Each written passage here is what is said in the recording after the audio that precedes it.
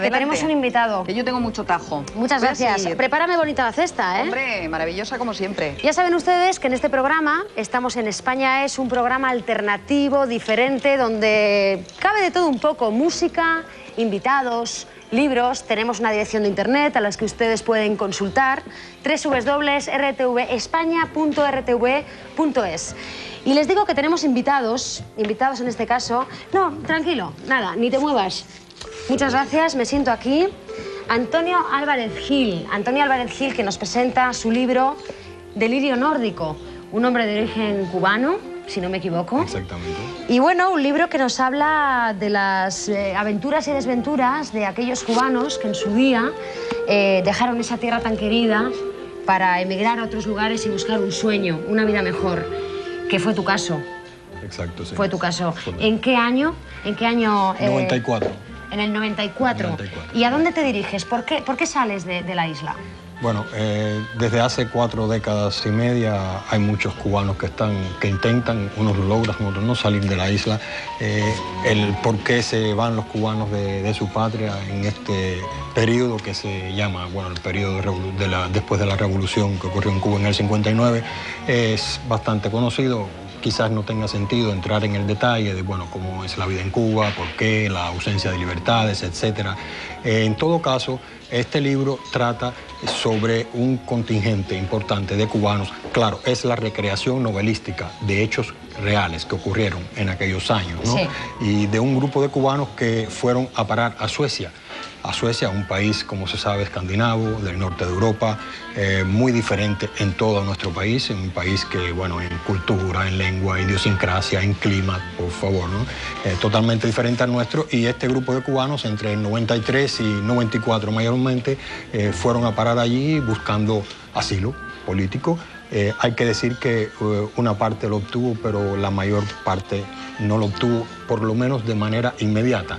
Entonces, esta novela, bueno, hay que decir también que está anclada en hechos reales por los cuales yo transité. O sea, no es la novela de mi vida, no es una novela totalmente autobiográfica, exactamente, pero bueno, yo estuve involucrado en esos hechos, o sea, en los hechos reales que dieron origen después, al cabo del tiempo, a esta novela.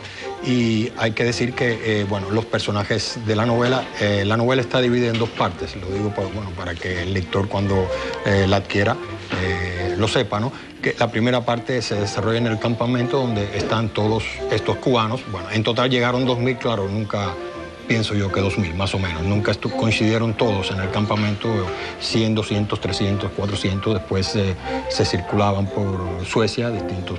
Pero siempre había un grupo importante de cubanos, y estos cubanos en el campamento estaban viviendo un drama, ¿no? Pero, sin embargo, en esta primera parte de la novela, yo podría decir que es una novela coral, donde, bueno, participan muchos héroes, muchos personajes cubanos de diferente extracción, correspondiente a diferentes tipos humanos, y hay una cosa en común, que esta primera parte se lee con mucho humor, porque incluso en las situaciones más trágicas, los cubanos, no sé por qué, si será en definitiva un defecto o una virtud, pero tratamos estos asuntos con bastante dosis de humor, ¿no?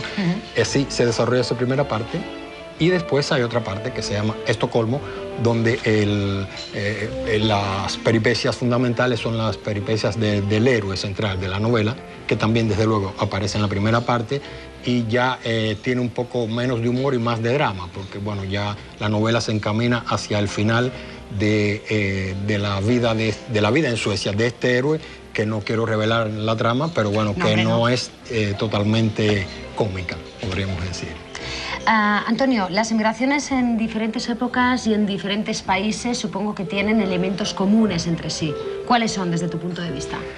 Desde luego, claro, el hecho de que una persona decida cortar de raíz con su anclaje cultural, con su idiosincrasia, con la tierra de sus ancestros, y encaminarse a otro país que puede ser un país con más afinidades, por ejemplo, alguien que vive en España, pero puede ser también un país que no tiene nada que ver con suyo propio, como es Suecia, esa persona se encontrará indiscutiblemente con numerosas dificultades de todo índole, de adaptación, de aprendizaje de un idioma, como es el caso, de interpretación de los códigos nuevos que se encuentra entre los pobladores de ese sitio nuevo, y suponiendo que se queda, que tenga el derecho a quedarse, porque tampoco hay que decir que todo el que sale del tercer mundo y toca las puertas de Europa es bienvenido y se queda. Bien sabemos, y España tiene buena experiencia en esto, en el gran problema. Perdón, Antonio, es Sí. que eso te iba a preguntar. ¿Cómo tratamos los españoles a la gente que nos viene de fuera, a los inmigrantes? Bueno, yo realmente no vivo en España, a pesar de que vengo muy frecuentemente, bueno, por mis libros y por familia, mi hija vive aquí, etcétera. Pero yo puedo decir, claro, que comparado con Suecia, España, y no quiero que eso se interprete a manera de crítica en Tú mismo, absoluto, Antonio. pero España pudiera aprender un poco, ¿no?, de los países nórdicos, y en específico de Suecia, que es el país en que vivo y conozco bien, en ese trato que dices, ¿no? Específicame un poquito más, Antonio. ¿Cómo no? ¿Qué debemos de aprender?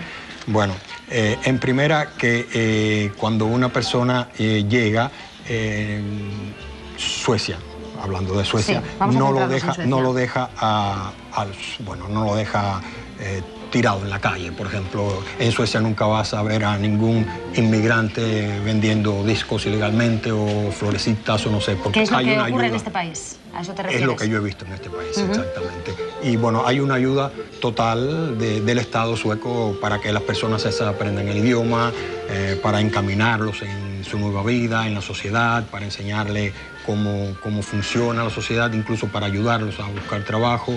Y bueno, pasan ese trauma, que es un momento muy traumático, muy difícil, te puedes imaginar para cualquiera, se pasa de una manera, me imagino, mucha más llevadera que lo que sucede en España. Y repito que no quiero esto, los países son diferentes, el estándar de vida en Suecia es un poco más alto que aquí, el Producto Nacional Bruto es más alto, el país tiene más recursos, o sea, las cosas hay que tomarlas como son, ¿no? Pero bueno, de todas formas, ya que me lo preguntas, debo decírtelo, ¿no? Bueno, para tu tranquilidad te diré que en este programa las opiniones son absolutamente libres y faltaría más que nosotros te dijéramos cómo nos tienes que contestar, ¿eh? Bueno, imagino que te preguntarán en muchas ocasiones, Antonio, cómo llevas el tema de vivir en Suecia, porque un clima, dos climas tan distintos, tan contrarios como el de Cuba o el de Suecia.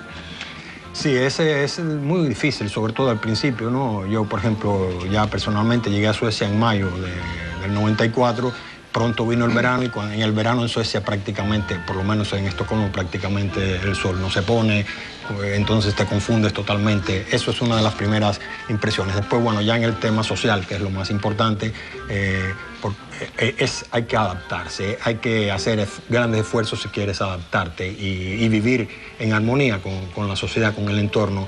También, desde luego, en el caso mío, para un escritor es sumamente más difícil. Yo hubo un momento que me vi en Suecia sin lengua en la cual expresarme, en la cual escribir, sin público.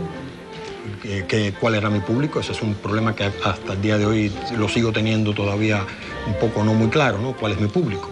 Entonces también, bueno, para escribir, las editoriales no podían leer un texto mío si yo se los proponía, y en el caso mío la adaptación ha sido un poco más difícil por el hecho precisamente de mi profesión, ¿no? Pero siempre se puede, hay que perseverar y luchar, y yo en el caso mío, por ejemplo, nunca he dejado de escribir, y bueno, en los últimos tiempos estoy teniendo cierto éxito aquí. Antonio Álvarez Gil, muchísimas gracias. Esperemos que nunca dejes de escribir y, desde luego, por mi parte, tienes una admiradora más. Muchísimas gracias. Y espero, Gracias a ti. y espero, Antonio, que me dediques el libro al final del programa. Seguro. ¿De acuerdo? Gracias. Gracias.